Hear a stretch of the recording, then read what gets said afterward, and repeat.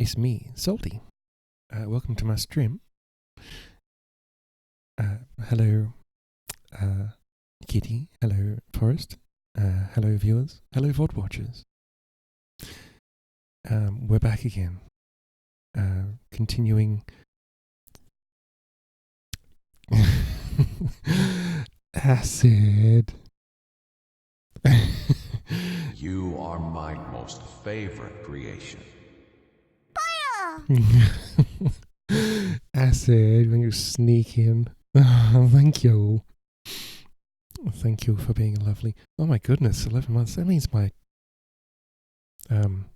first stream should be coming up soon.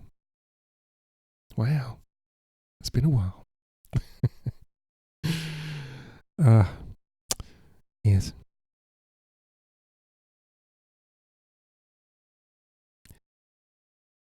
Thank you very much, Acid. I hope you're doing well today, and I hope you're keeping warm down there, because I know that that Antarctic cold front came up. We're getting quite a bit of rain this week, so it's good. But yes, I'm. Hello, YouTube. Yes, also I have a YouTube. I uploaded another thing to it. I think it was a while ago. When was it? I can't remember. Yeah, it's got one view. I wonder who that was.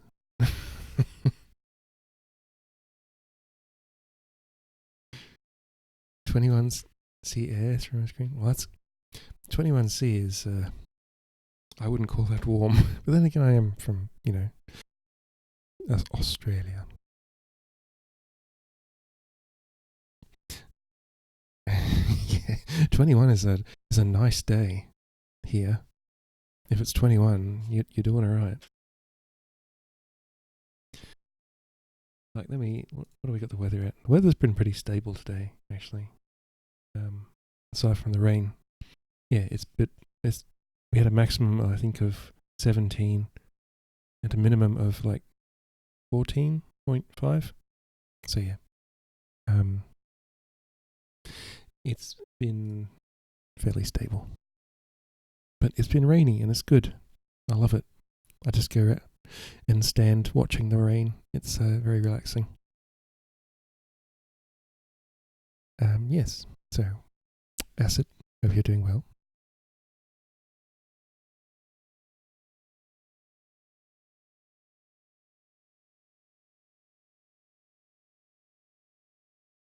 I've come to the conclusion that I like Narada tea. If I had to choose between Dilma and Narada, I probably would pick Dilma, but it's a close finish.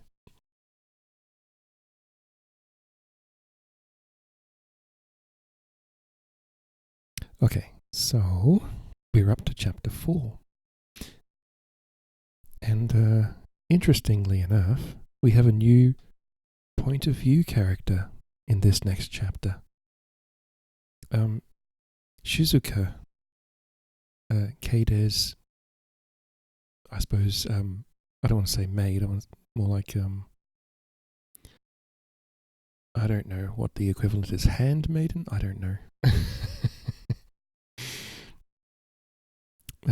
Personal assistant?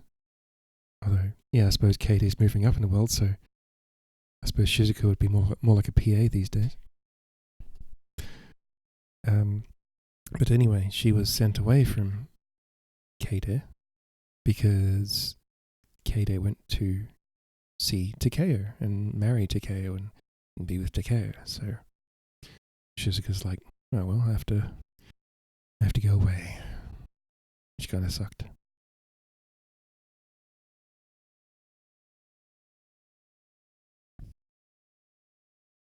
Okay, so chapter 4.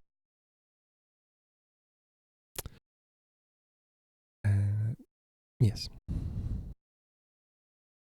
1 month earlier, after Shirakawa Keide had left with the Miyoshi brothers to go to the temple guest house at Terayama, this was before they married, Muto Shizuka had set out for the secret village of her tribe family, hidden in the mountains on the far side of Yamagata. Keide had wept when they said farewell to each other, had pressed money on Shizuka and insisted she take one of the pack horses and send it back when she could. But Shizuka knew she would be quickly forgotten once Keide was with Takeo. Shizuka was deeply uneasy about leaving Keide. Oh my goodness. That's why I can't see shit, because I don't have the light. There we go, I can see. Shizuka was deeply uneasy about leaving Keide, and about the impetuous decision to marry Takeo. She rode silently, brooding on the madness of love, and the disaster the marriage would be to them. She had no doubt they would marry. Now that fate had brought them together again, nothing would stop them. But she feared for them once Arai heard the news. And when her thoughts turned to Lord Fujiwara, a chill came over her despite the spring sunshine. She knew he could only be insulted and outraged, and she dreaded what he might do in revenge. Kondo rode with her, his mood no better than hers. He seemed distressed and annoyed at being dismissed so suddenly. Several times he said, "She could have trusted me. After all I've done for her. I swore allegiance to her, after all. I would never do anything to harm her." It's not her she was worried about. Keide's spell has fallen on him too, Shizuka thought. He's been flattered by her reliance on him. She turned to him so often. Now she will turn to Takeo. It was Takeo's order that we leave, she told him. He is right. He cannot trust any one of us. What a mess, Kondo said gloomily. Where shall I go now, I wonder? I liked it with Lady Shirakawa. The place suited me. He threw his head back and sniffed. The Muto family may have new instructions for both of us, Shizuka replied shortly. I'm getting on, he grumbled. I wouldn't mind settling down. I'll make way for the next generation. If only there were more of them. He turned his head and gave her his ironic smile. There was something in his look that unsettled her, some warmth behind the irony. In his guarded way, he was making some kind of advance to her. Ever since he'd saved her life on the road to Shirakawa the previous year, a tension had existed between them.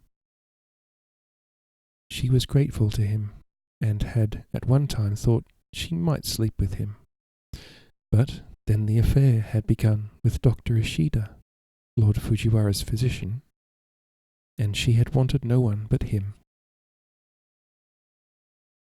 Though, she thought ruefully, that was hardly being practical. Keide's marriage to Takeo would effectively remove her from Ishida forever. She had no idea how she could ever meet the doctor again. His farewells had been warm. He had pressed her to return as soon as possible, had even gone so far as to say he would miss her. But how could she return to him if she was no longer in Keide's service and part of her household? Their affair had been conducted with great secrecy thus far, but if Fujiwara were to hear of it, she feared for the physician's safety. The thought of never seeing the kind and intelligent man again cast her down utterly.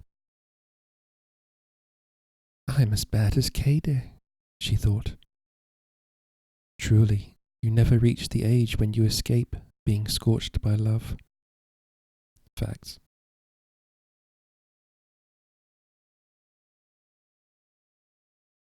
Zip.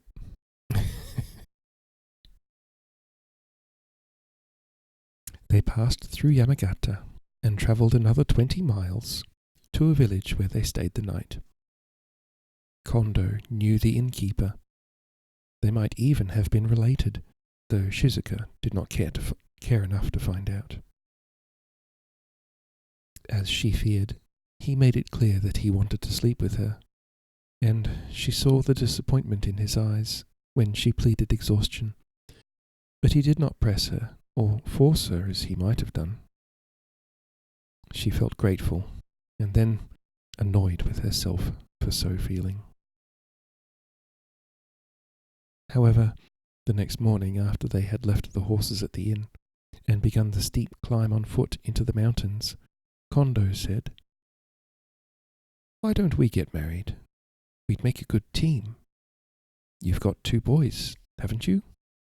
I could adopt them. We're not too old to have more children together. Your family would approve."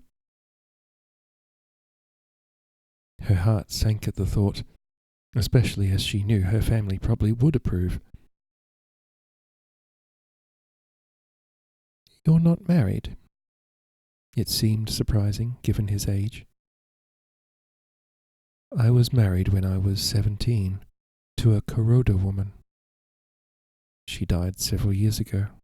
We had no children." Shizuka glanced at him, wondering if he grieved for her.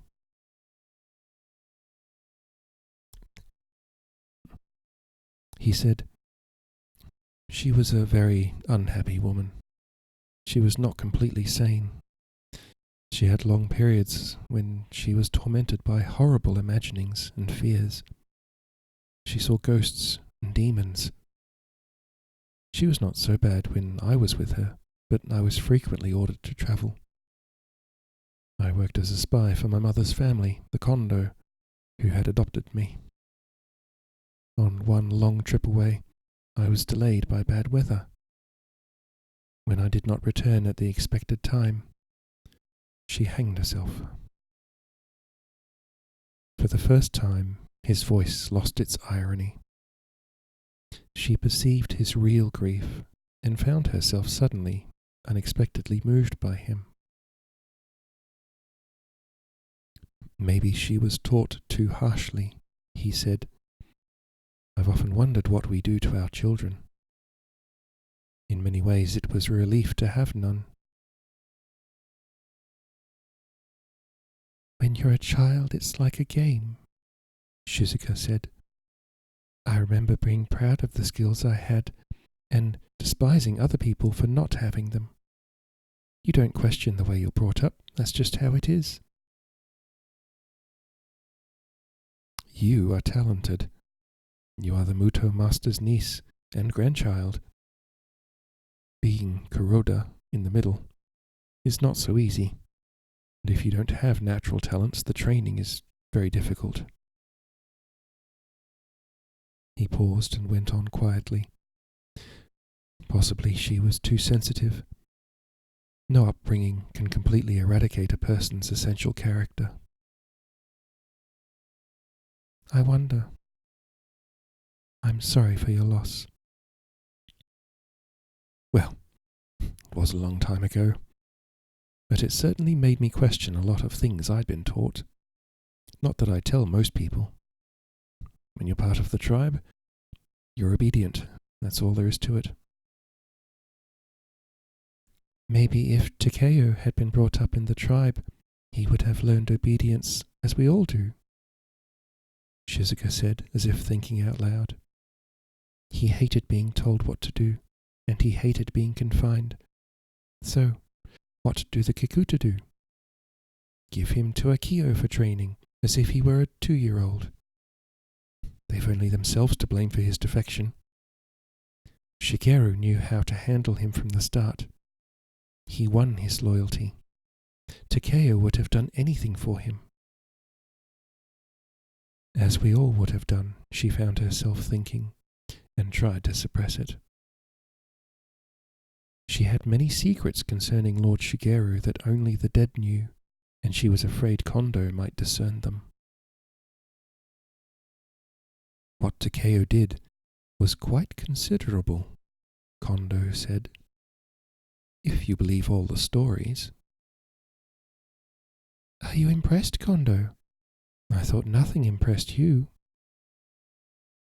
Everyone admires courage, he replied, and, like Takeo, I'm also of mixed blood, from both the tribe and the clans.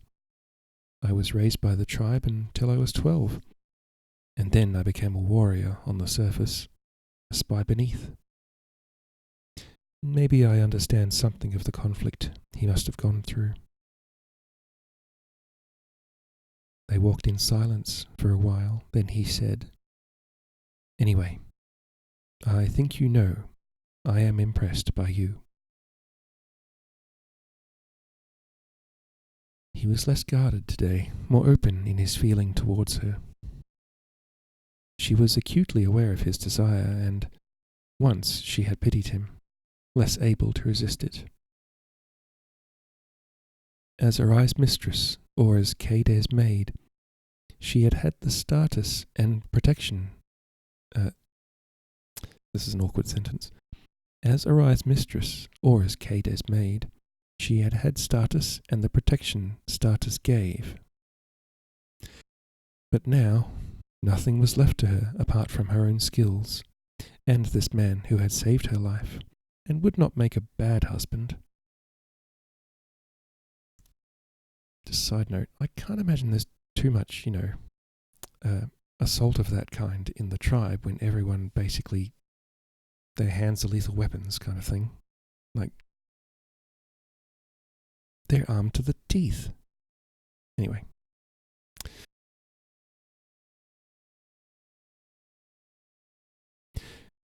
There was no reason not to sleep with him. That's not a good reason. So after they stopped to eat, around noon, she let him lead her into the shade of the trees.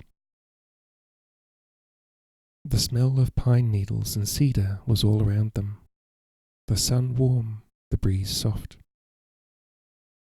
A distant waterfall splashed, muted. Everything spoke of new life and spring. His love-making was not as bad as she'd feared, though he was rough and quick compared to Ishida. Shizuka thought, if this is what is to be, I must make the best of it. And then she thought, what's happened to me? Have I suddenly got old? A year ago I would have given a man like Kondo short shrift. But a year ago I still thought I was Arise. And so much has happened since then. So much intrigue, so many deaths. Losing Shigeru and Naomi. Pretending all the time I did not care. Barely able to weep. Not even when the father of my children tried to have me murdered. Not even when I thought Keide would die. It was not the first time that she had felt sickened by the constant pretense, the ruthlessness, the brutality. She thought of Shigeru and his desire for peace and justice, and of Ishida, who sought to heal, not to kill, and felt her heart twist with more pain than she would have thought possible. I am old, she thought. Next year I will turn 30.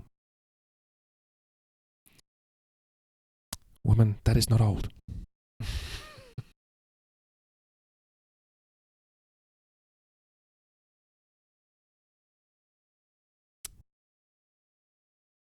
Not old.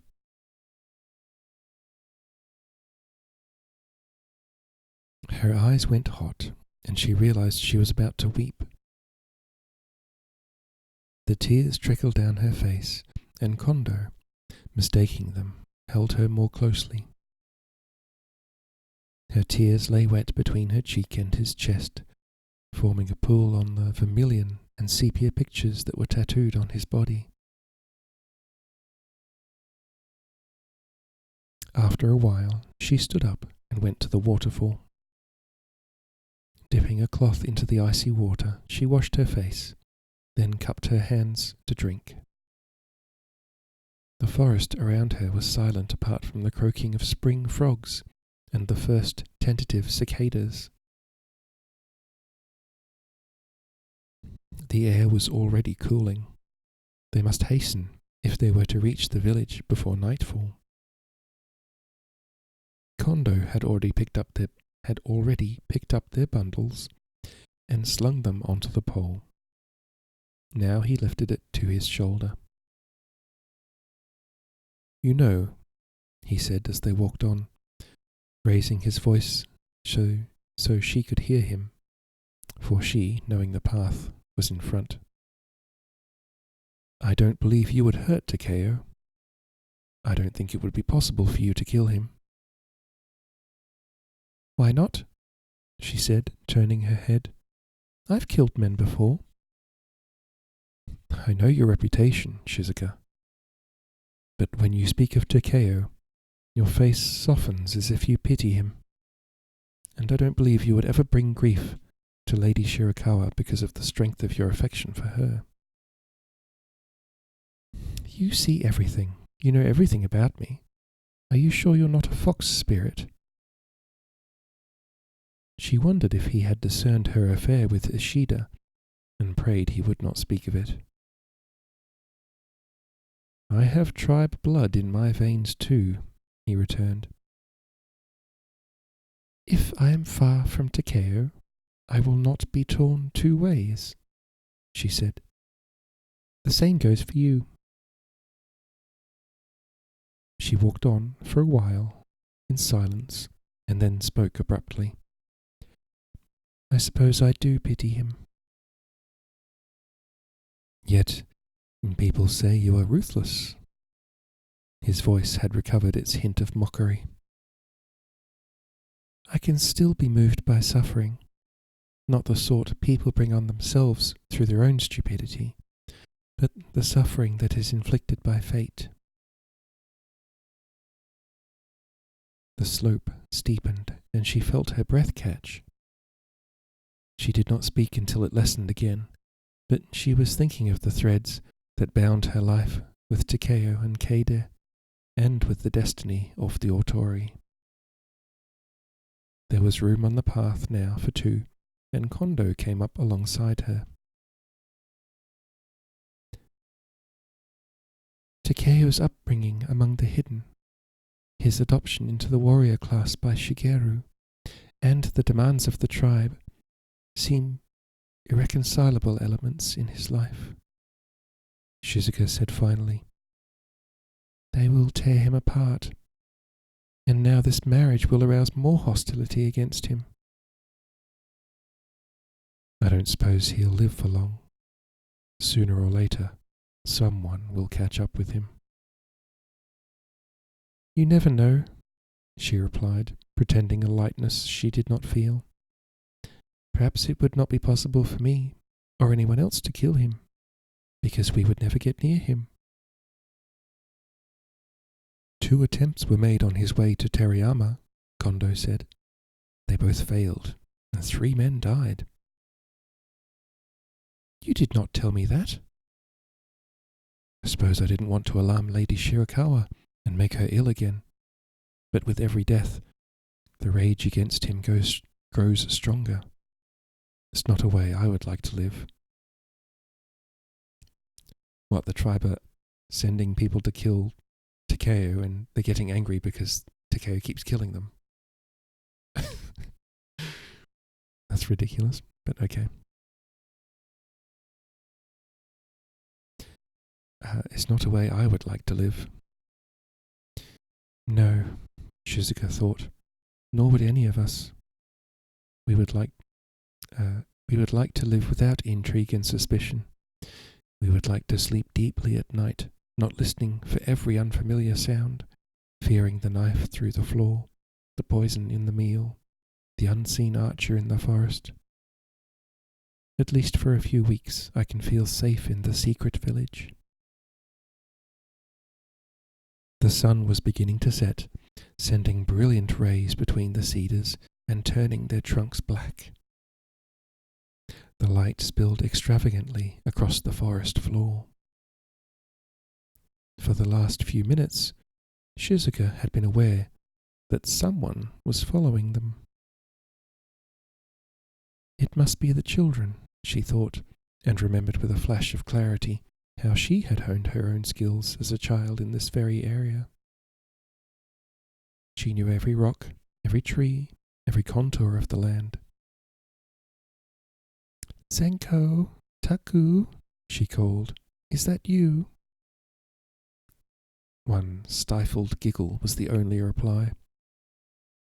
She thought she heard footsteps. Loose rocks fell somewhere in the distance.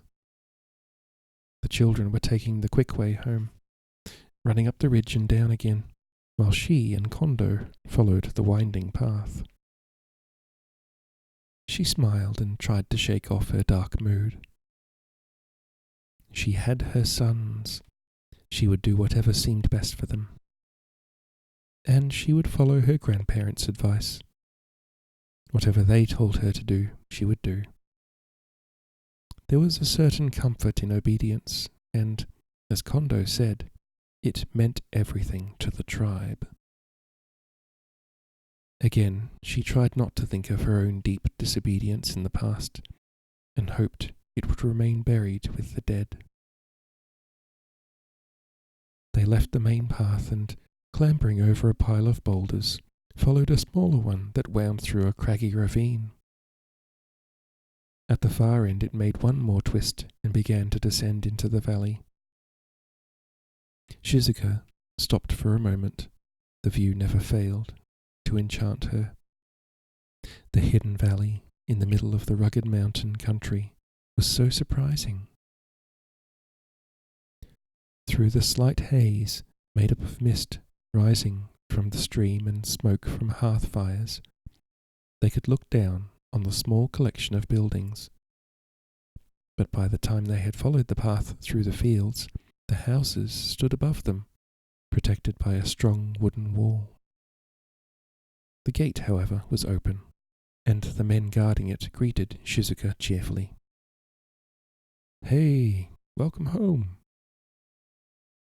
"Is this how you greet visitors now? Very casual. Suppose I was a spy."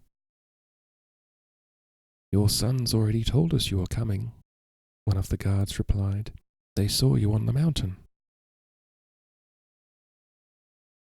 A sweet relief ran through her. She had not realized until this moment the depth of her constant anxiety for them. But they were alive and healthy. "This is Kondo."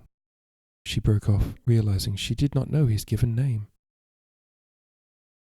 "Kondo Kichi," he said. "My father was Kuroda Tetsuo." The guard's eyes narrowed as they registered the name, placed him in the tribe hierarchy, and summed him up by appearance as well as by history. They were cousins or nephews of hers. She had grown up with them, spending months on end with her grandparents, sent there for training while she was still a child. When they were boys, she had competed with them, studied, and outwitted them. Then her life had led her back to Kumamoto and to Arai. "Be careful of Shizuka," one of them now warned Kondo. "I'd sooner sleep with a viper." "You've got more chance," she retorted. Kondo said nothing but glanced at her, one eyebrow raised as they walked on.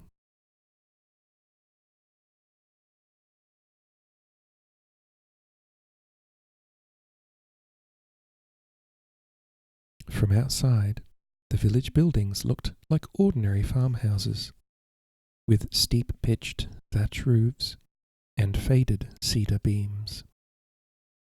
Farming tools, firewood, sacks of rice, and reed stalks were all stacked away neatly in the sheds at the end of the buildings.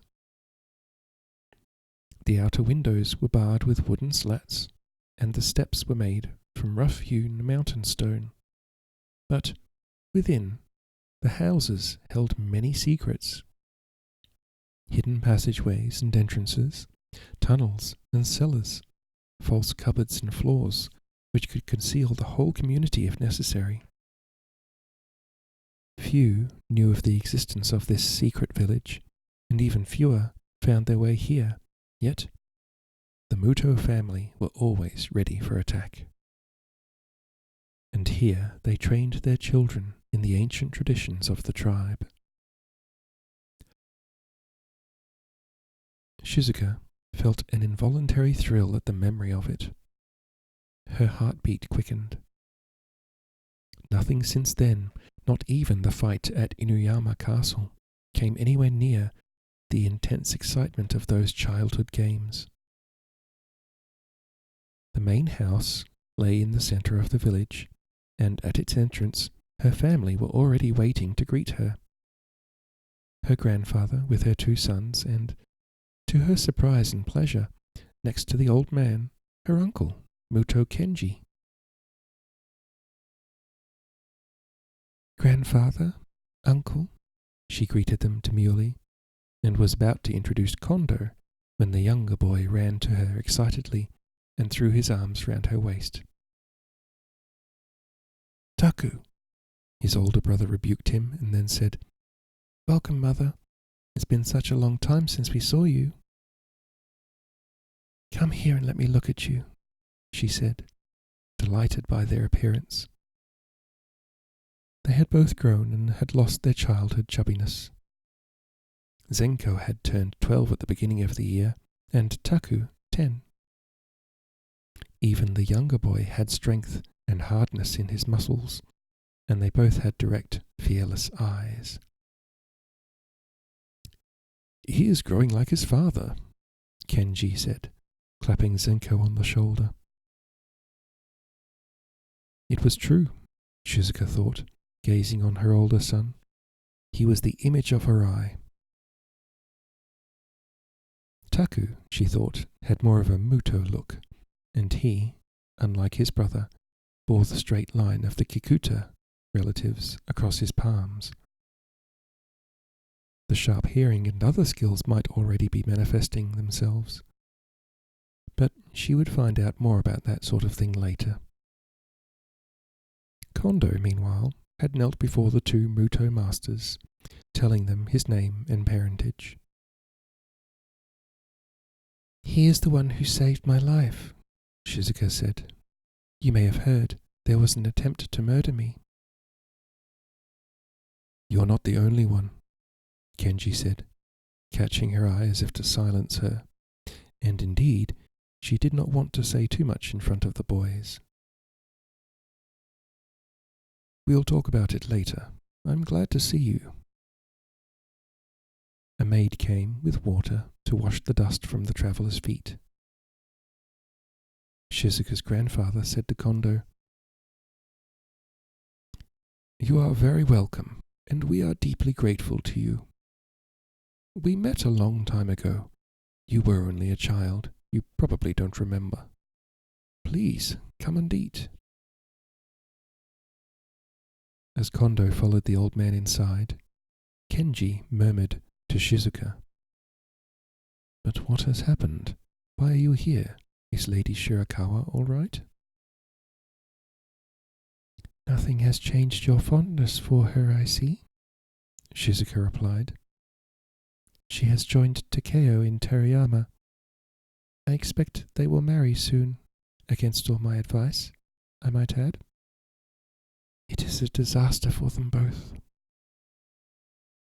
Kenji sighed quietly. She thought she saw a slight smile on his face. "A disaster, probably," he said, "but one ordained by fate." They stepped inside the house.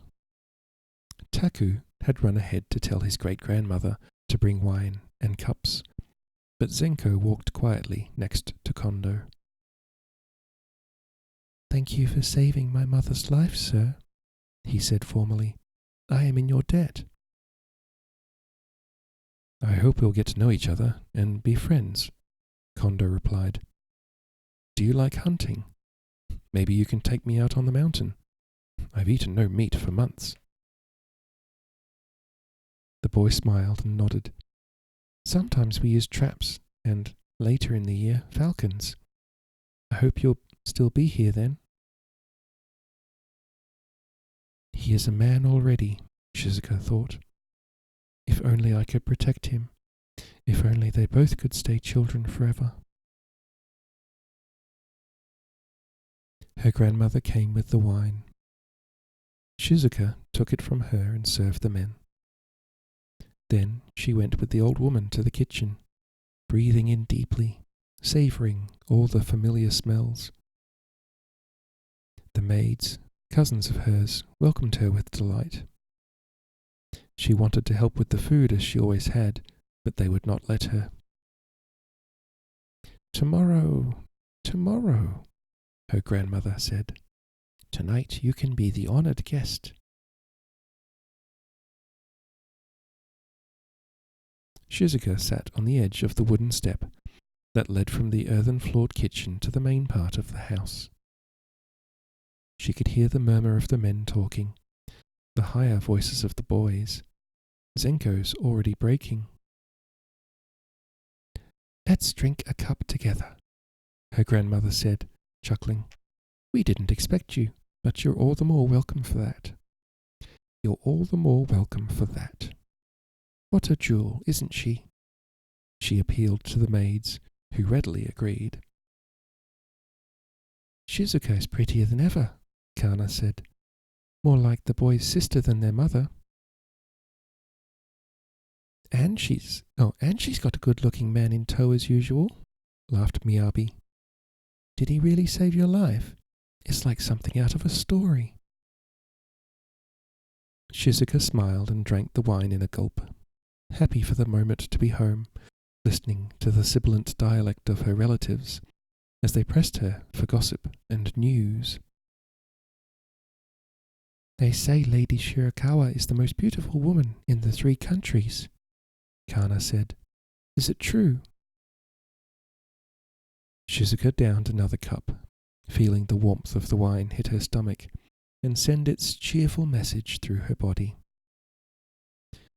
You've no idea how beautiful, she replied. You say I'm pretty.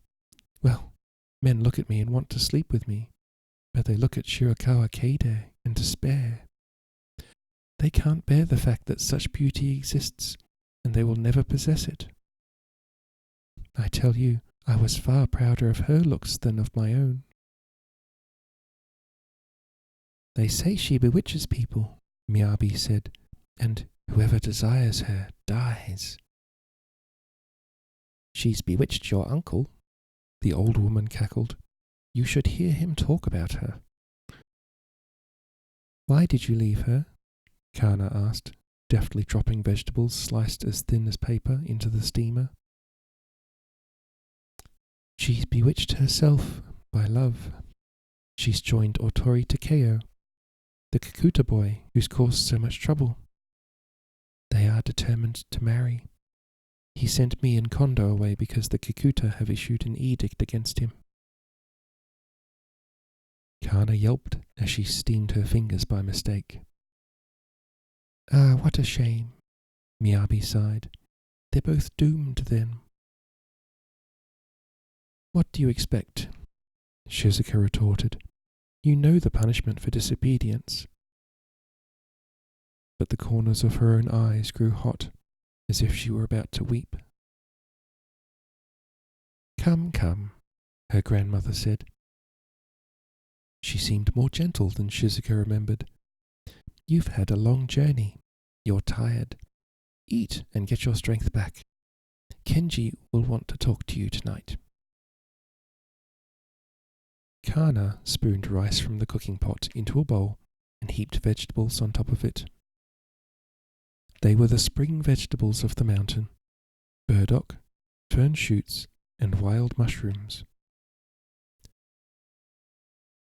Shizuka ate where she was, sitting on the step, as she so often had when she was a child.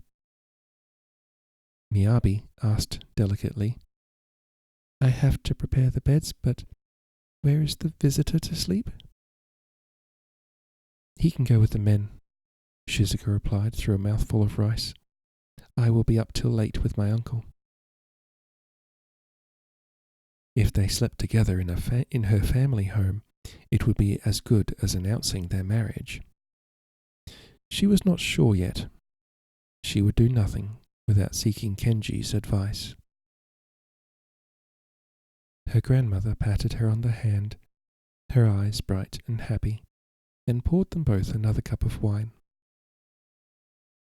When the rest of the meal was ready and the girls had taken the trays of food to the men, the old woman got to her feet. "Take a walk with me. I want to go to the shrine. I'll make an offering in thanks for your safe return." She took rice balls, wrapped in a cloth, and a small flask of wine. Next to Shizuka, she seemed to have shrunk, and she walked more slowly, grateful for her granddaughter's arm to lean on. Night had fallen. Most people were inside, eating the evening meal or preparing for sleep. A dog barked at the door of one house and bounded towards them, but was called back by a woman, who then shouted a greeting to them. From the thick grove that surrounded the shrine, owls were hooting, and Shizuka's sharp ears caught the high squeaking of the bats. "Can you still hear them?" her grandmother said, peering at the fleeting shapes. "And I can barely see them. That's the Kikuta in you." "My hearing is nothing special," Shizuka said. "I wish it were." A stream ran through the grove, and fireflies glowed along the bank. The gates loomed before them, vermilion red in the faint light. They passed beneath them and washed their hands and rinsed their mouths at the fountain. The cistern was of blue-black stone, and a dragon forged from iron kept guard over it. The mountain spring water was icy cold and pure. Lamps burned in front of the shrine, but it seemed deserted. The old woman placed her offerings on the wooden pedestal in front of the statue of Hachiman, the god of war. She bowed twice, clapped her hands 3 times, and repeated this ritual 3 times.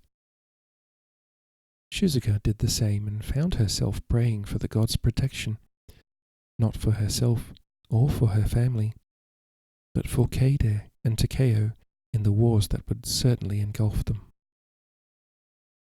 She was almost ashamed of herself and was glad no one could read her thoughts, no one but the god himself. Her grandmother stood staring upwards.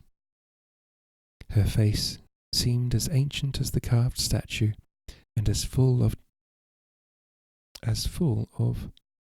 numinous power. Numinous power? Not luminous, numinous. Numinous. What does the dictionary say? Of or relating to a numen, divinity, indicating the presence of a divinity, evoking a sense of the mystical, sublime, or transcendent, awe-inspiring. Okay. A new word, numinous. There you go. Her face seemed as ancient as the carved statue and as full of numinous power. Shizuka felt her strength and her endurance, and was moved by love and reverence for her. She was glad she had come home. The old people had the wisdom of generations. Maybe some of that wisdom would be transferred to her. They remained motionless for a few moments, and then there was the bustle of a sound, a door sliding open, footsteps on the veranda. The shrine priest came towards them, already in his evening clothes. "I didn't expect anyone so late," he said.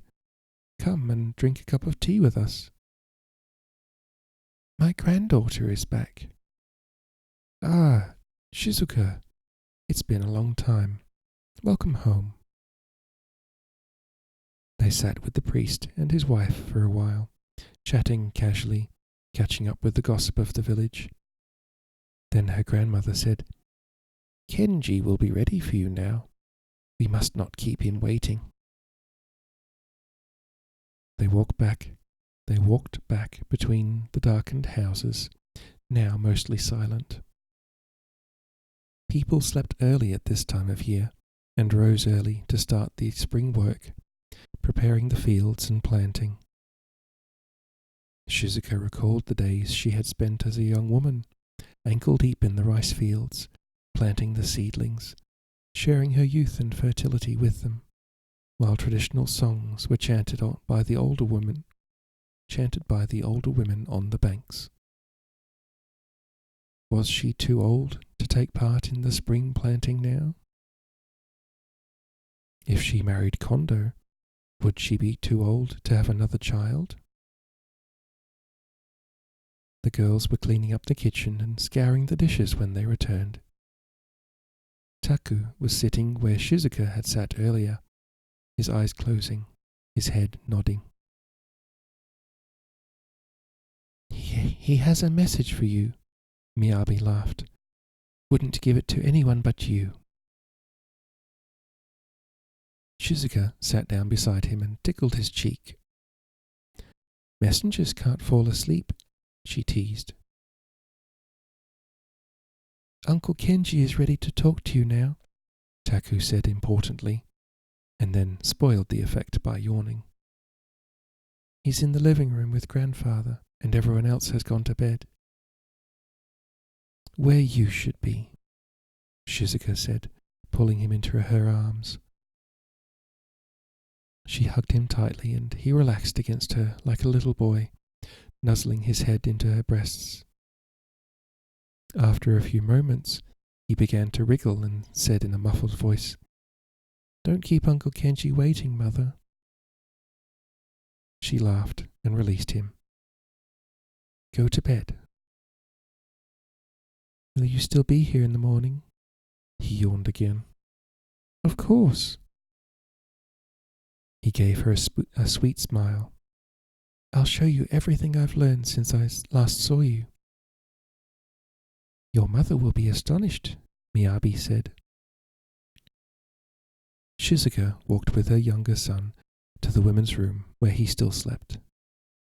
Tonight, she would have him next to her, hear his childish breathing through the night, and wake in the morning to see the relaxed limbs and the tousled hair.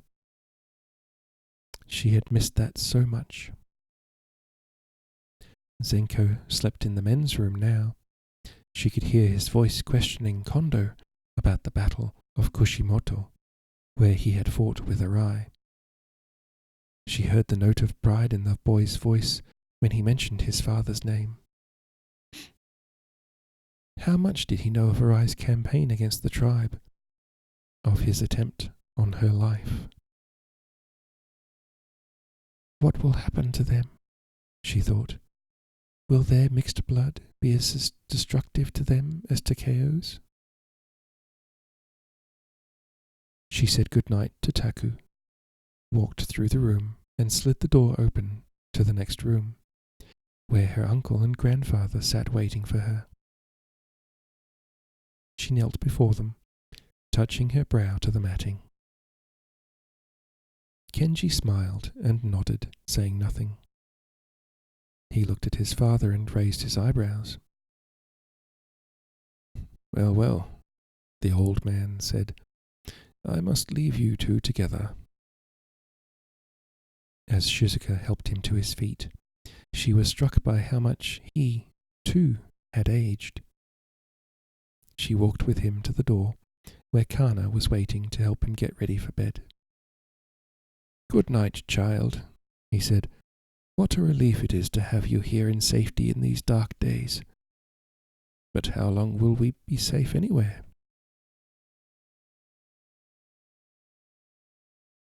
"Surely he's being overly pessimistic," she said to her uncle as she returned. "Arai's rage will subside. He'll realize he cannot eradicate the tribe, and that he needs spies like any other warlord.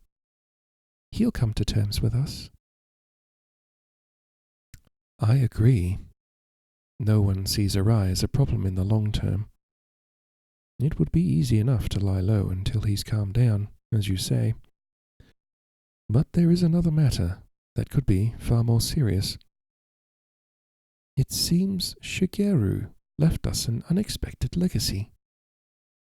The Kikuta believe he kept records of our networks and members, and that these records are now in Takeo's possession." Her heart stopped in her throat. It seemed to her that she had brought the past to life just by thinking about it. "Is it possible?" she replied, trying to respond normally. "The Kikuta master, Kotaro, is convinced of it. At the end of last year, he sent Takeo to Hagi with Akio to locate the records and bring them back. It seems Takeo went to Shigeru's house, saw Ichiro, and then got away from Akio somehow and headed for Terayama. He evaded and killed 2 agents and an Otori warrior on the way." "An Otori warrior?" Shizuka repeated stupidly. "Yes, the Kikuta are stepping up their contracts with the Otori, both in alliance against Arai and to eliminate Takeo." "And the Muto?" Kenji grunted. "I have not made a decision yet." Shizuka raised her eyebrows and waited for him to go on. "Kotaro is assuming the records were being looked after at the temple, which in hindsight seems obvious to me. That wicked old Matsuda never gave up plotting despite becoming a priest, and he and Shigeru were very close. I think I can even recall the chest Shigeru carried them in.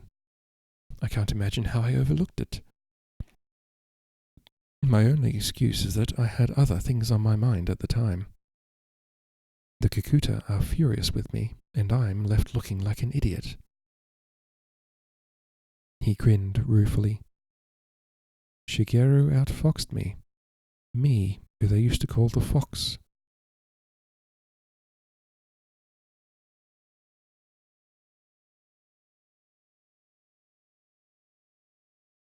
"That explains the edict against Takeo," Shizuka said. I thought it was for disobedience. It seemed fierce, but it didn't surprise me. When I heard he was working with Akio, I knew there would be trouble."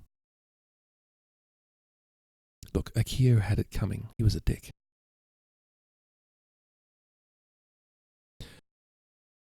"My daughter said so too. She sent a message to me while Takeo was still in our house at Yamagata. There was some incident. He outwitted my wife and escaped for a night. Nothing major. And he came back by morning, but Yuki wrote then that he and Akio would end up killing each other. Akio very nearly did die, by the way. Muto Yuzuru's men pulled him out of the river, half drowned and half frozen. Takeo should have finished him off," Shizuka couldn't help saying. "Damn, he lived." Kenji smiled without mirth. "I'm afraid that was my first reaction too. Akio claimed he tried to prevent Takeo from getting away, but I learned later from Yuki that he was already under instructions to kill him. once the whereabouts of the records had been discovered. "Why?" Shizuka said. "What good does his death do them?" "It's not a simple situation. Takeo's appearance has disturbed a lot of people, especially among the Kikuta. Kikuta. His lack of obedience and his recklessness don't help."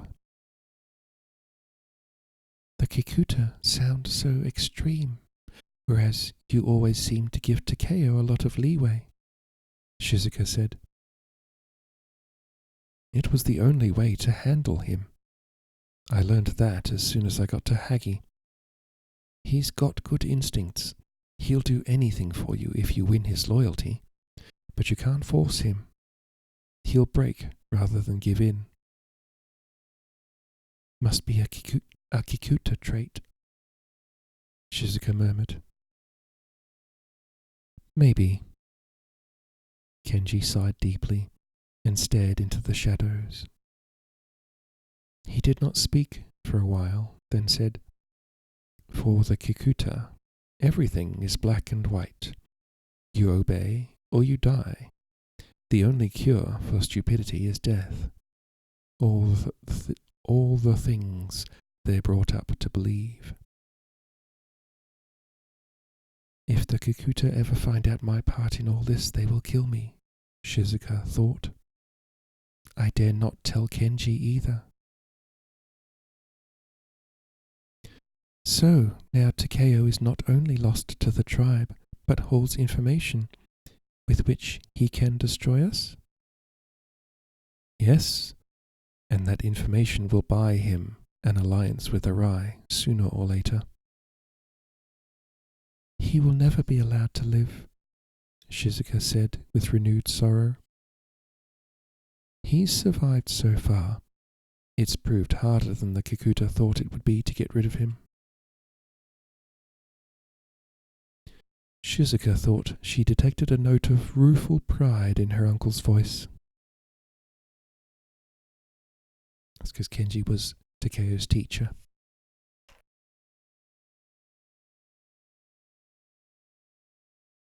And he has the knack of surrounding himself with devoted followers. Half the Otori clan's young warriors have already crossed the border to join him in Terayama. "If he and Keide marry, as I'm sure they will," Shizuka said, "Arai will be enraged. It may take more than Shigeru's records to placate him." "Well, you know Arai better than anyone. There's also the question of his sons, and of you. I haven't told the boys that their father ordered your death, but they're sure to find out sooner or later. It won't bother Taku. He's tribe through and through, but Zenko idolizes his father. He's not going to be as talented as Taku, and in many ways it would be better for him to be raised by Arai. Is there any possibility of it?" "I don't know," Shizuka said. "The more land he conquers, the more sons he will want, I would imagine." "We should send someone to him to see how he's reacting. To Takeo's marriage, to the Otori, and how he feels towards the boys. What about Kondo? Should I send him?" "Why not?" Shizuka replied with a certain relief. "Kondo seems very fond of you. Will you marry him?" "He wants it," she said. "I told him I had to ask your advice, but I would like more time to think about it." "No need to rush into anything," Kenji agreed. "You can give him your answer when he returns."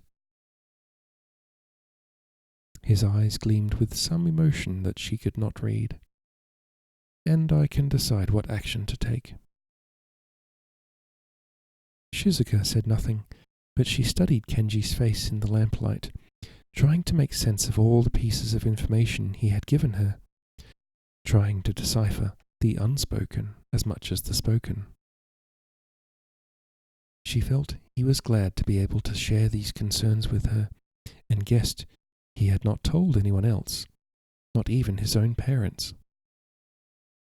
She was aware of the great affection he had had for Shigeru, and still held for Takeo, and could imagine the conflict that having to collaborate in Takeo's death would cause him. She had never known him or any other tribe member to speak so openly of divisions between the masters. If the Muto and the Kikuta families were to fall out, could the tribe survive? It seemed an even greater danger to her than anything Arai or Takeo might do. "Where is your daughter now?" she asked.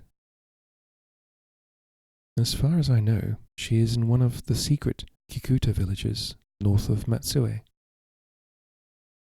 Kenji paused, and then said quietly, almost painfully, "Yuki was to marry Akio at the beginning of the year." "To Akio?" Shizuka could not help exclaiming. "Yes, poor girl. The Kikuta insisted, and there was no way I could refuse them. There had been talk of a match between them ever since they were both children. I had no rational grounds for withholding my consent anyway, just the irrational sentiments of a father, of an only child. My wife did not share these. She was strongly in favor, especially as Yuki was already pregnant." Shizuka was astonished. "With Akio's child?" He shook his head. She had never before seen her uncle unable to speak like this. "Not Takeo's?" He nodded. The lamps flickered. The house lay silent. Shizuka could think of nothing to say in response. All she could think of was the child Keide had lost.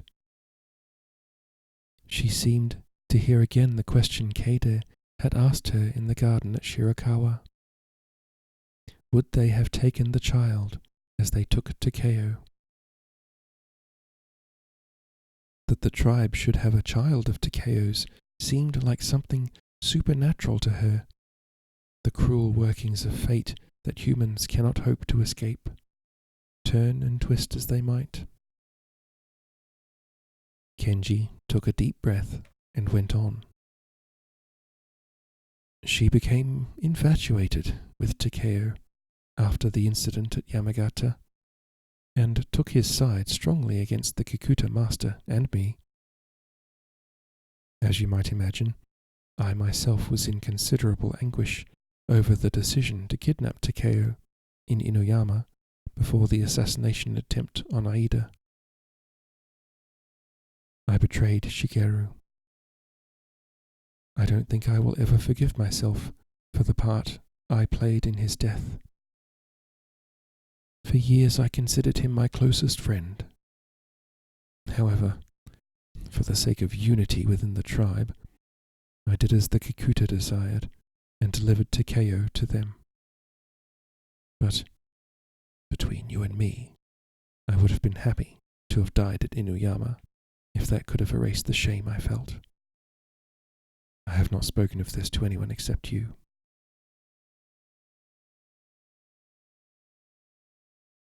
Of course, the Kikuta are delighted to have the child. It will be born in the 7th month. They hope it will inherit the skills of both its parents. They blame Takeo's upbringing for all his defects. They intend to raise this child themselves from birth. He broke off. The silence in the room deepened. Say something, niece, even if it's only that it serves me right.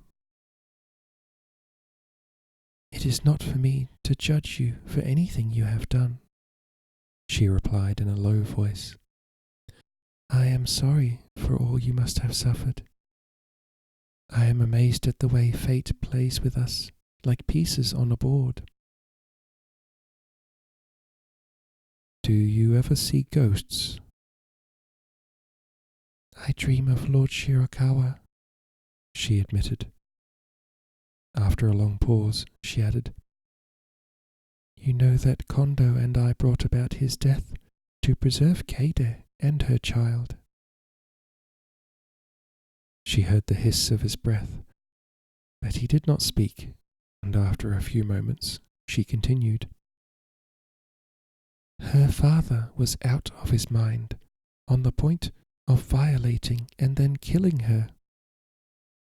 I wanted to save her life and the child's, but she lost it anyway and nearly died. I don't know if she remembers what we did, and I would not hesitate to do the same thing again.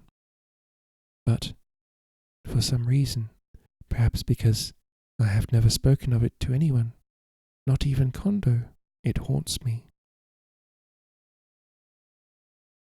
If it was to save her life, I'm sure your action was justified, he replied. It was one of those moments when there was no time to think. Kondo and I acted instinctively. I had never killed a man of such high rank before. It seems like a crime to me. Well, my betrayal of Shigeru also seems like a crime. He visits me in dreams. I see him as he looked when we brought him up out of the river. I drew the hood from his face and asked him to forgive me, but he only had strength to speak to Takeo. Night after night he comes to me. There was another long silence. What are you thinking of? She whispered. You would not split the tribe. I must do what seems best for the Muto family, he replied. And the Kikuta have my daughter, and will soon have my grandchild. Obviously, these are my first obligations. But I swore to Takeo, when I first met him, that while I was alive, he would feel safe, or he would be safe. I will not seek his death. We'll wait and see which way he jumps. The Kikuta want the Otori to provoke him and lure him into battle. They've been concentrating all their attention on Hagi and Terayama. He hissed through his teeth. I suppose poor old Ichiro will be their first target. But what do you think Takeo and Keide will do once they're married? Keide is determined to inherit Maruyama. I imagine they will move south as soon as possible. Maruyama has only a few tribe families, Kenji said. Takeo will be safer there than anywhere. He was silent, wrapped in his thoughts. Then he smiled slightly. Of course, we can only blame ourselves for the marriage. We brought them together. We encouraged them, even. Whatever can have possessed us? Shizuka recalled, suddenly, the training hall in Suwano, heard the clash of the wooden poles, the rain pouring down outside, saw their faces, young and vivid, on the threshold of passion. Perhaps we felt sorry for them. They were both pawns being used in a conspiracy wider than either of them suspected, both likely to die before they began to live. Or perhaps you are right, and we were the pawns, moved by the hand of fate, her uncle replied. Kondo can leave tomorrow. Stay here for the summer. It will be good to talk about these things with you. I have deep decisions to make that will affect many generations to come. End of chapter 4. Dun, dun, dun.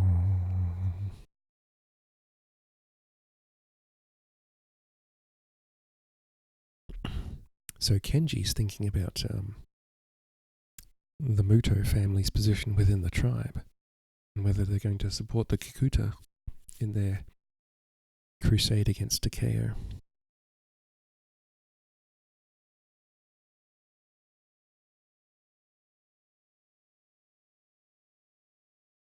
The relationship between the tribe families seems a bit nebulous to me. Mind you, I suppose it is nebulous. I suppose it just depends on how the masters of each family are feeling at the time.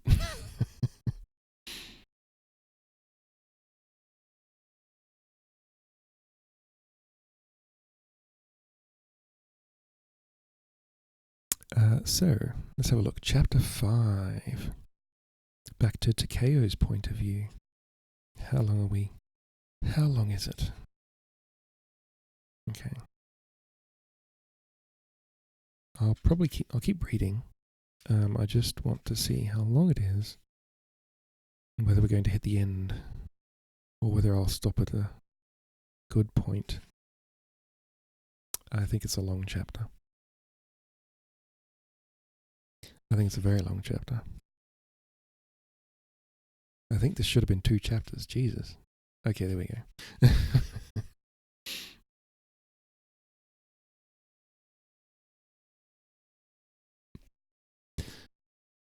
Straight.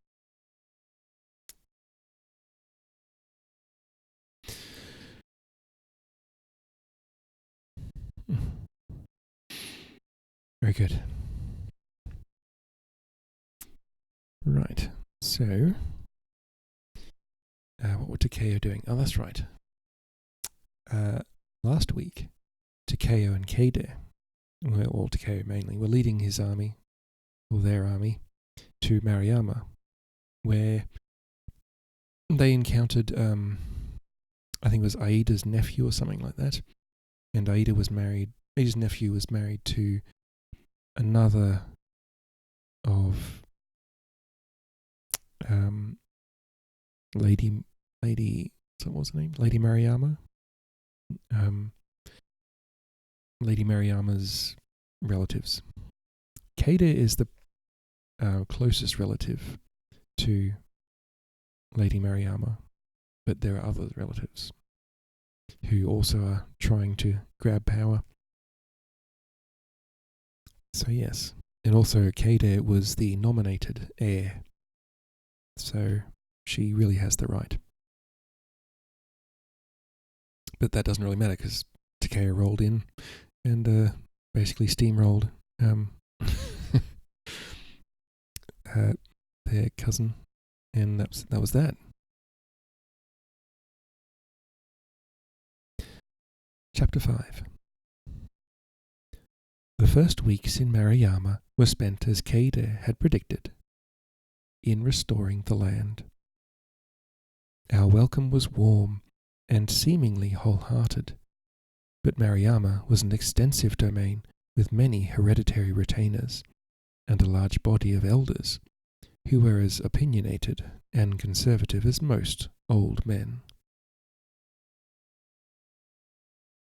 My reputation as Shigeru's avenger stood me in good stead, but the usual rumours surfaced about how I had achieved it, my doubtful origins, the hint of sorcery. My own Otori warriors were completely loyal, and I trusted Sugita, his family, and the men who had fought alongside him. But I had my suspicions of many of the others, and they were equally suspicious of me. I wonder if he'll go the,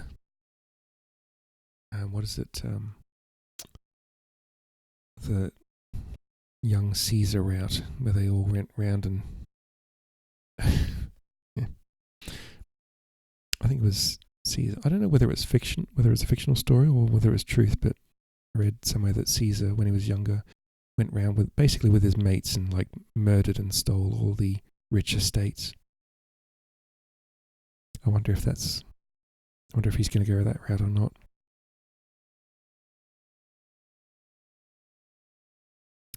Sugita was delighted by our marriage and confided in me what he had once said to Kade, that he believed I might unite the three countries and bring peace.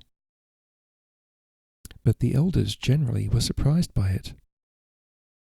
No one dared say anything to my face, but from hints and whispered conversations, I soon gathered that a marriage to Fujiwara had been expected. It did not bother me particularly. I had no idea then of the extent of the nobleman's power and influence. But like everything else that summer, it added to my sense of urgency. I had to move against Hagi. I had to take over the leadership of the Otori clan. Once I had gained what was legally mine and had my base in Hagi, no one would dare question or challenge me. In the meantime, my wife and I became farmers, riding out every day with Sugita, inspecting fields, woods, villages and rivers, ordering repairs, clearing away dead trees, pruning and planting. The land was well surveyed and the taxation system sound and not unjust. The domain was rich, although neglected, and its people hard-working and enterprising. They needed very little encouragement to return to the level of activity and prosperity they had enjoyed under Lady Naomi. The castle and residence were also somewhat neglected, but as Kade set about restoring them, they quickly regained the beauty created by Naomi. The matting was replaced, screens repainted, wooden floors polished. In the garden stood the tea room built by Naomi's grandmother that she had told me about the first time I had met her in Shigawa. She had promised me that one day we would drink tea there together, and when the redecoration of the simple rustic building was completed, and Kade prepared tea, I felt that the promise had been fulfilled, even though Naomi herself was no longer alive. I was conscious of Naomi's spirit and Shigeru's with us at all times. As the abbot had said in Teriyama, in Kade and me, they seemed to have the chance to live again. We would achieve everything they had dreamed of, but had been thwarted in. We placed tablets and offerings in a small shrine deep within the residence, and prayed before it every day for guidance and help. I had a profound sense of relief that I was finally carrying out Shigeru's last requests to me, and Kade seemed happier than she had ever been before. It would have been a time of great joy, celebrating victory and seeing the land and the people begin to flourish again, had it not been for the darker work I felt compelled to undertake, a work that gave me no pleasure at all. Sugita tried to tell me there were no tribe members in the castle town. So well hidden were they and so secret their operations. But I knew better, for Shigeru had chronicled them all, and I had not forgotten the men Hiroshi had described, who had appeared out of the air, clad in dark clothes, and killed his father. We had found no such bodies among the dead at Asagawa. They had survived the battle, and would now be stalking me. Of the families listed in the records, most were Kuroda and Imai, a few of the richer merchants, Muto. There were very few Kikuta this far to the west, but the one existing family maintained their customary authority over the others. I clung to the words of the prophecy that had told me that only my own son could kill me. But even though by day I might believe it, I still was alert to every sound, slept lightly at night, ate only food that Manami had prepared or supervised.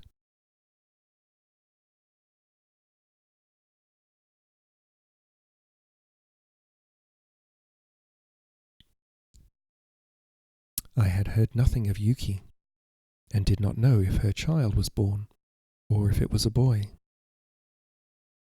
Kaede continued to bleed regularly throughout the summer, and though I knew she was disappointed not to conceive a child, I could not help feeling a certain relief. I longed for children of our own, but I feared the complications they would bring. And what would I do if Kaede bore me a son? How to deal with the tribe was a problem that constantly exercised my mind. The first week I was in town, I sent messages to the Kikuta and Muto families, informing them that I wished to consult with them, and they were to wait on me the following day. That night there was an attempt to break into the residence and steal the records. I woke to hear someone in the room, perceived his barely visible form, challenged him, and pursued him to the outer gates, hoping to take him alive. He lost invisibility as he leapt over the wall, and was killed by the guards on the other side before I could prevent it. He was dressed in black and tattooed like Shintaro, the assassin who had tried to kill Shigeru in Hagi. I placed him as one of the Kuroda family. I sent men the next morning to the Kikuta house and had everyone in it arrested. Then I waited to see who would keep the appointment with me. 2 old Muto men turned up, wily and slippery. I gave them the option of leaving the province or renouncing their tribe loyalties. They said they would have to speak with their children. Nothing happened for 2 days. Then a hidden bowman tried to shoot me as I rode with Amano and Sugita in a remote country area.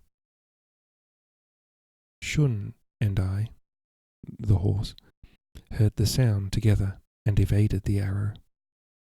We hunted down the bowman, hoping to get information from him, but he took poison. I thought he might have been the second man Hiroshi had seen, but I had no way of knowing for sure. By this time, I had run out of patience. I thought the tribe were playing with me, suspecting I would never have the ruthlessness to deal with them. I had all the adults in the Kikuta family I had taken hanged, and that night sent patrols to 50 or more houses with orders to kill everyone in them except children. I hoped to spare the lives of the young ones, but the tribe poisoned their own children rather than give them to me. The old men came back to me, but my offer had expired. The only choice they were given now was between poison or the sword. They both took poison on the spot. A few fled from the province.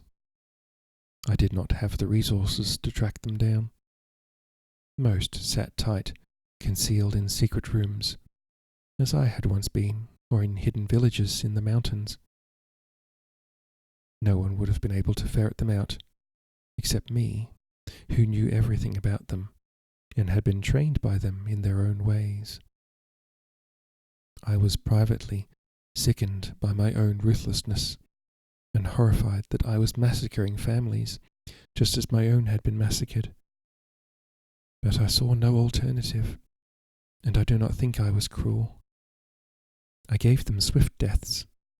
I did not crucify them, or burn them alive, or hang them upside down by the heels. My aim was to eradicate an evil, not to terrorize the people. I don't know, dude. He hanged a few of them. Yeah. It was not a popular measure with the warrior class, who had benefited from the services of these merchants, had been supplied with soy products and wine, had borrowed money and occasionally taken advantage of the other, darker trade of murder. It added to their mistrust of me. I tried to keep them busy training men and maintaining the borders while I supervised the recovery of the economy. I dealt the merchant class a terrible blow by removing its tribe component, but on the other hand, I had taken all their assets for the domain itself, and had set a great deal of wealth, previously tied up by them, circulating through the system. So he did kind of go the what's his name? Oh my god. Caesar. He went the young Caesar route, sort of, only with the tribe.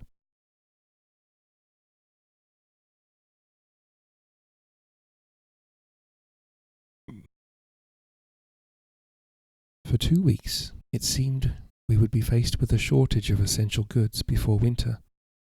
But then we uncovered a group of enterprising peasants who, fed up with the extortion of the tribe, had been distilling and fermenting on a small scale in secret, and who knew enough about the process to take over production. We provided the money to set them up in the tribe's former premises, and in return took 60 parts out of 100 for the domain treasury. Whew. This promised to be so lucrative a practice, it seemed we would need to take no more than 30 parts from the rice harvest, which in turn made us popular with the farmers and villagers. I distributed the tribe's other lands and assets to those who had come with me from Teriyama. One small hamlet on the banks of a river was given over to the outcasts, who immediately set about tanning the skins taken from dead horses. I was relieved that this group, who had helped me so much, was now settled peacefully, but my protection of them baffled the elders and increased their suspicions. Every week, a few more Otori warriors turned up to join me. The main Otori army that had tried to surround me at Teriyama had pursued me as far as the river we had crossed on the Outcasts' Bridge, and was still encamped there, controlling the roads between Yamagata, Inuyama, and the west, and apparently giving Arai a few anxieties too.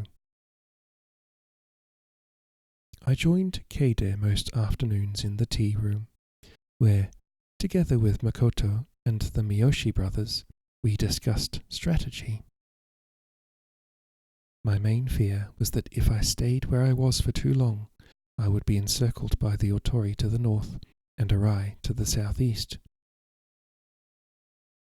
I knew Arai was likely to return to his own town, Kumamoto, during the summer.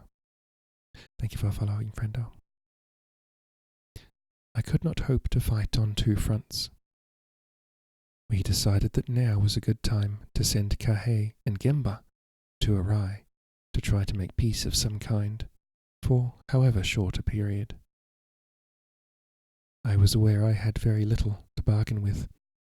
Our brief alliance against Aida, Shigeru's legacy, and the records of the tribe. On the other hand, I had enraged him by my earlier disappearance, and insulted him by my marriage, and for all I knew, his anger against the tribe might already have been tempered by expediency.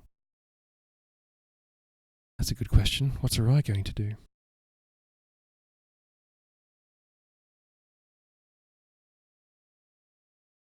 He was angry about the marriage because Arai is the senior daimyo, the senior lord of the area, so he should have been consulted about a major marriage like that. And, proud man that he is, got very upset that he wasn't consulted.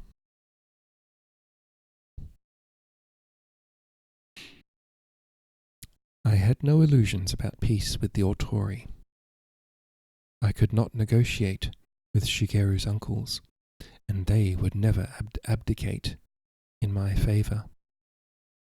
The clan was already so divided that it was, for all intents, in a state of civil war. If I attacked their main force, even if we were victorious, they would simply fall back to Hagi, where they could easily hold us off until winter itself defeated us. Despite the recovery of the Maruyama domain, we did not have the resources for a long siege at such a distance from our home base.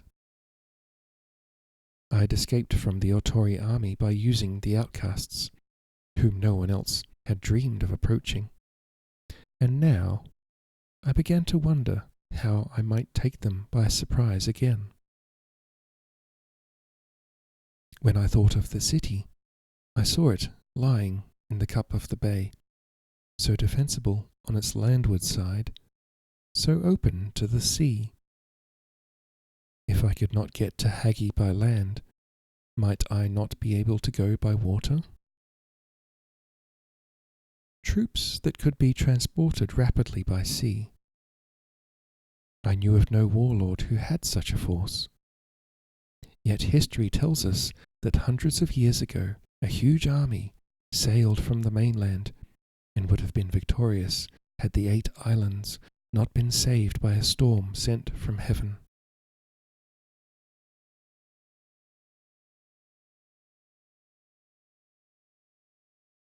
My thoughts kept turning to the boy who'd been my friend in Hagi, Terada Fumio, who had fled with his family to the island of Oshima. Fumio had taught me about ships and sailing. He had taught me to swim, and he had hated Shigeru's uncles as much as I did. Could I turn him into an ally now? I did not speak openly of these ideas, but one night, after the others had retired, Keide, who watched me all the time and knew all my moods, said, "You are thinking of attacking Hagi in some other way?" When I lived there, I became friendly with the son of a family, the Terada, who had been fishermen. The Autori lords raised the taxation of their catch to such an extent that they took their boats and moved to Oshima. It's an island off the northwest coast. They became pirates. Their markets were closed to them. It was impossible to live by fishing alone. I'm thinking of paying them a visit. If the Terada have enough resources and are willing to help me, it would be possible to take Hagi by sea. But it must be done this year, and that means I must go before the typhoons begin.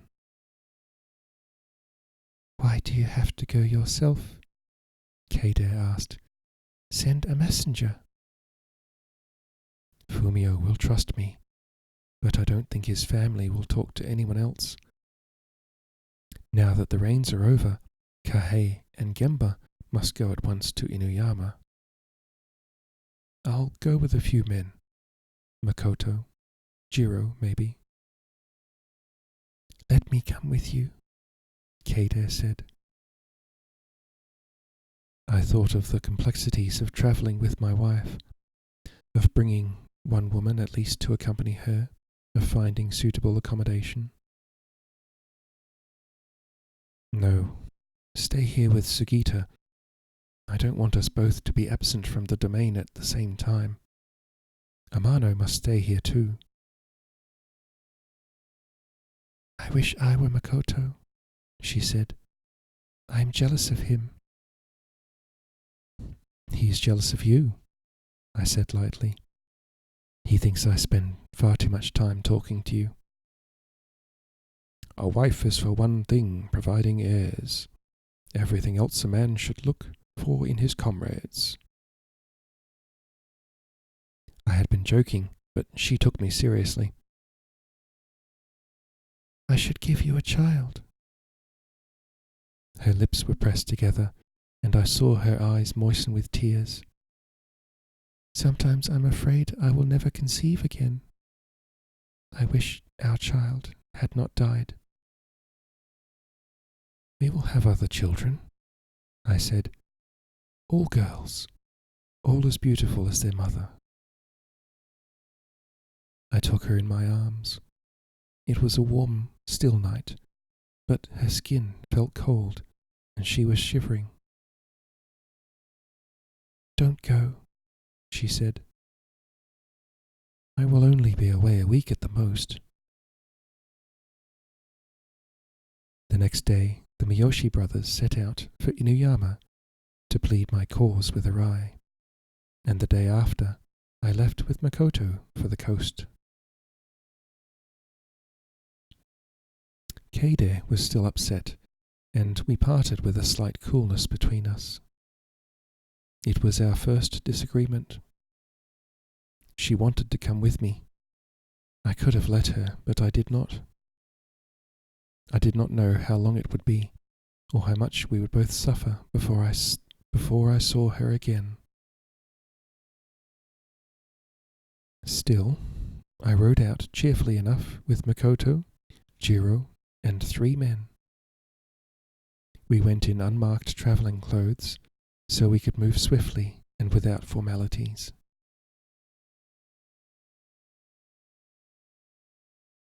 That's why, I think that's why he left Keide at home. Not because she was a woman necessarily, but because she's not used to travelling that kind of way, like swiftly and without. I think she could have done it.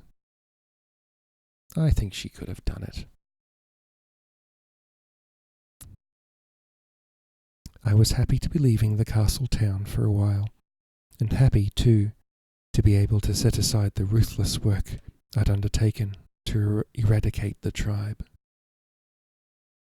The plum rains had ended. The air was clear, the sky deep blue. Along the road, we saw signs everywhere of the land's gradual return to prosperity. The rice fields were brilliant green. The harvest would be brought in. This winter, at least, no one would starve. Makoto was silent and reserved in Keide's presence, but when we were alone together, we talked as only the closest friends can. He had seen me at my weakest and my most vulnerable, and I trusted him as I trusted no one else. I opened my heart to him, and apart from Keide, only he knew of my constant expectation of attack from the tribe, and my deep dislike of what I had to do to eradicate them. The only thing that pained him about me was the depth of my love for Keide. He was jealous, perhaps, though he tried to hide it, but over and above that, he thought there was something unnatural about it. It was not seemly for a man to feel such passion for his wife. He did not speak of it, but I read the disapproval in his expression. He had taken Jiro under his wing with his usual unobtrusive thoughtfulness, and found the time to teach him writing, as well as training with the pole and spear. Jiro proved quick to learn. He seemed to grow several inches over the summer, and began to fill out too, now that he was eating properly. Occasionally, I suggested that he return to his family in Kibi and help with the harvest there, but he begged to be allowed to stay, swearing he would either serve myself or Makoto for the rest of his life. He was typical of most farmers' sons who had come to fight for me. Quick-witted, courageous, strong. We armed them with long spears and fitted them out with leather armour, dividing them into units of 20 men, each with its own leader. Any who showed the right aptitude we trained as bowmen. I counted them among my greatest assets.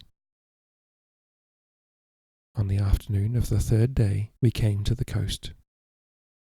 It was not as bleak as around Matsue. Indeed, on that late summer day, it looked beautiful. Several steep-sided islands rose abruptly from a tranquil sea, whose colour was deep blue, almost indigo. The breeze ruffled the surface into triangular waves like knife blades. The islands seemed uninhabited, with nothing breaking the solid green of the pines and cedars that clung to them. Far in the distance, just visible in the haze, we could make out the bulky shape of Oshima, the cone of its volcano hidden in the clouds. Beyond it, out of sight, lay the city of Hagi. Chat. I'm going to have to leave it there. My voice is, I don't know, my voice is feeling particularly strained today. And it's coming up on 2 hours anyway.